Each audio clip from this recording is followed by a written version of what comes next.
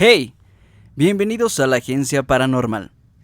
Si hay algo que me gusta de este trabajo es que ni siquiera tengo que trabajar. Los humanos siguen contando y dando vida a tantos y tantos como yo. Porque nos guardamos en la memoria, a veces entre tus miedos, u otras en tus enojos, o simplemente entre aquello que te niegas a olvidar, porque simplemente no lo has podido explicar. Pero no te preocupes. Si no tienes dónde contarlo o si nadie te cree, este es tu lugar. Aquí siempre vamos a recibir tu historia porque sí, nosotros o ustedes queremos saber qué hay más allá. Por eso, hoy abrimos nuestro archivo para traerles unas historias que, si bien ya tienen unas décadas entre los muros de las ciudades, todavía aquellos que vagan entre las noches, cuando aún el gallo no canta, las vuelven a vivir.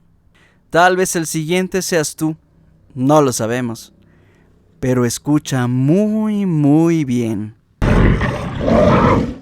Para todos aquellos buscadores de tesoros, les tenemos que decir que en Orizaba hay muchos todavía, pero para poder hacerse de algunos de ellos, antes tienen que saber lo siguiente.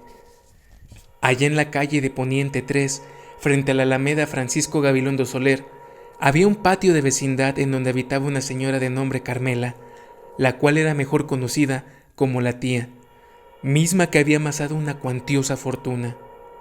Por cierto, un sobrino de esta señora contaba que esa fortuna era celosamente guardada por la tía, quien al morir, su ambicioso sobrino buscaba afanosamente aquel tesoro. Durante varios días escarbó y escarbó, hasta que desfallecido de cansancio, se sentó a la sombra de un árbol de limón que estaba sembrado en el patio, maldiciendo a su tía por no haberle dicho antes de morir en dónde había dejado su fortuna. Fue tanto su enojo que al pararse le dio una patada al árbol, del cual cayó un jugoso limón, y dijo: «Cuando menos me dejaste este limón para mitigar mi sed». Después de absorber el jugo de limón, el sobrino se desplomó al suelo muriendo instantáneamente. Al ser descubierto por los vecinos, no les quedó la menor duda de que la tía había venido por él. Sin embargo, la ambición de algunos por encontrar aquella riqueza ha continuado. A los pocos días cuentan los moradores que se empezaron a escuchar quejidos de la tía. Fue tan grande el miedo que los invadió, que poco a poco fueron abandonando aquella vecindad, la cual a los pocos años fue vendida para dar paso a la construcción que hoy se encuentra ahí. Muchos pensaron que el dinero tenía que aparecer, pero aquellos que en las noches fueron en su búsqueda fueron asustados por los lamentos de la tía que los hacía correr. Nunca jamás ha aparecido el tesoro, y los lamentos que aún se escuchan son señal inequívoca de que la tía aún anda penando por ahí. Esta leyenda se origina en Allende, Nuevo León, y tuvo lugar en el año de 1934. Fue una tarde del Día de Muertos cuando un comerciante, en compañía de su hermano y un amigo, fueron a visitar a sus difuntos. De repente, el comerciante vio una calavera que se encontraba cerca de una tumba. La levantó y, burlándose de ella, le dijo a su amigo: «¡Mira qué calavera más dientona y fea!». Luego, dirigiéndose al cráneo encontrado, continuó riendo: «De seguro diste muy buenas mordidas, así que te invito a cenar hoy en mi casa para que veas lo que yo como». No le dio importancia a su comentario, así que del panteón se fue directo a trabajar.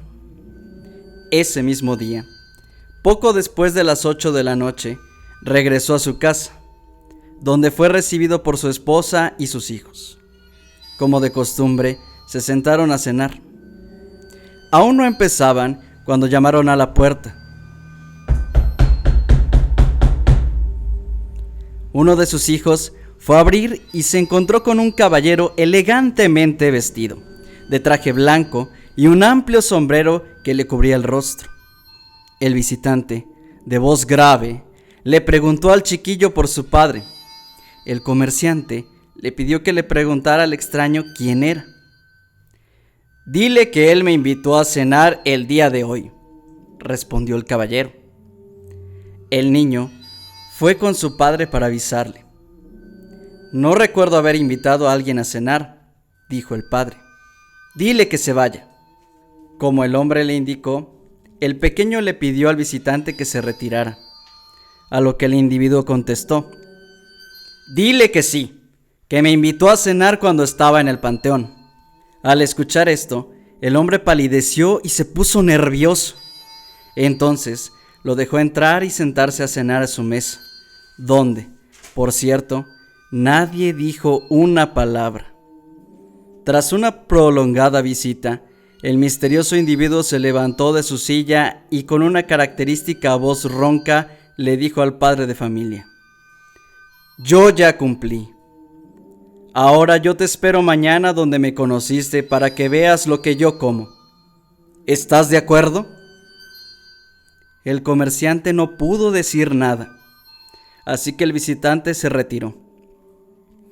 Apenas amaneció y el hombre corrió a la iglesia del pueblo a platicarle lo sucedido al sacerdote, quien le dijo: lo que has hecho estuvo muy mal, pues uno nunca debe burlarse de los muertos. Debes ir a la cita, pues de lo contrario nunca te dejará en paz. El comerciante, completamente pálido y temblando de miedo, fue al panteón, dirigiéndose al lugar donde había sucedido todo. Tras no llegar durante todo el día a su casa, su esposa fue a buscarlo al cementerio, donde, por desgracia, lo encontró muerto sobre una calavera. Ramón era muy pobre, siempre con los mismos guaraches de correas, camisa raída, pantalón con parches y sombrero de petate. Su preocupación fue siempre cómo hacerle para tener dinero. Harto de pasar hambre por sus creencias, invocó al rey de las tinieblas, pensando solucionar sus problemas, claro está. Así se presentó el diablo en todo su esplendor, con un penetrante olor a azufre, y le dijo: tú sí que eres valiente al solicitar mi presencia. ¿Qué es lo que deseas a cambio de tu alma? Ramón le respondió atónito: yo lo que quisiera es ser muy rico. Ya estoy cansado de esta vida de perro. El diablo respondió: está bien, cumpliré tu deseo, pero tendrás que darme 3 cosas entonces, y si me las cumples, te haré inmensamente rico. La primera es que me consigas carne de todas las carnes, la segunda es que me traigas miel de todas las mieles, y la tercera es que me procures hay y no hay. Si me obtienes estos 3 pedidos, en 3 días tendrás lo que deseas, pero si no es así, tu alma pasará a mi poder. Vete, y mañana te espero en aquella cueva. Ramón, para satisfacer los 3 pedidos del diablo, se fue a consultar con su tío, don Hortensio, que era muy astuto.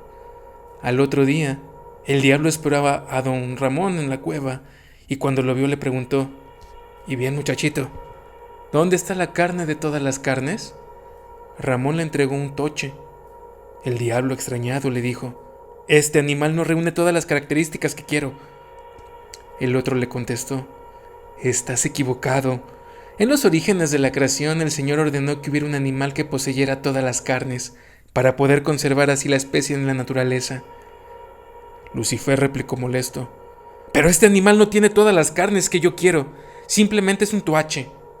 Ramón le respondió: «Tú eres muy diablo, pero aquí está cerrado, porque este animal no se llama toache, sino toche o armadillo». El demonio, al ver que había perdido la primera partida, corbeteó furioso, echando chispas por las pezuñas. A la otra noche, Ramón acudió a la cita. El diablo lo recibió diciéndole: «Quiero la miel de todas las mieles». Ramón sacó de su deshilachado morral un frasco que contenía un preciado néctar y agregó: «Aquí está la miel de todas las mieles».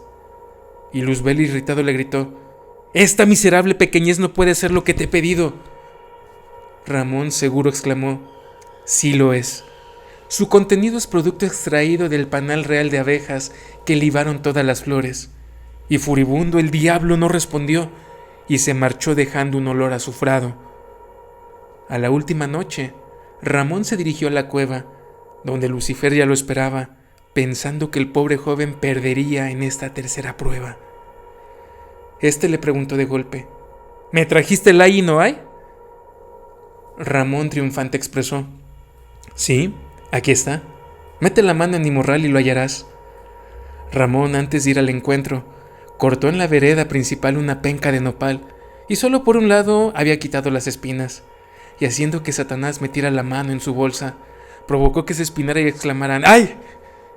Y Ramón, listo y oportuno, dijo: por aquí hay, pero por acá no hay. Le enseñó la parte de la penca que no tenía espinas. Así fue como Ramón, ayudado por su tío Hortensio, ganó al diablo la partida con la cual éste se vio obligado a convertirlo en un joven rico, pero de ilusiones. ¿El diablo sabe más por diablo? No, sabe más por viejo. ¿No se vio engañado? Al final no. Claro que no nos podemos ir sin abrir antes también nuestros expedientes.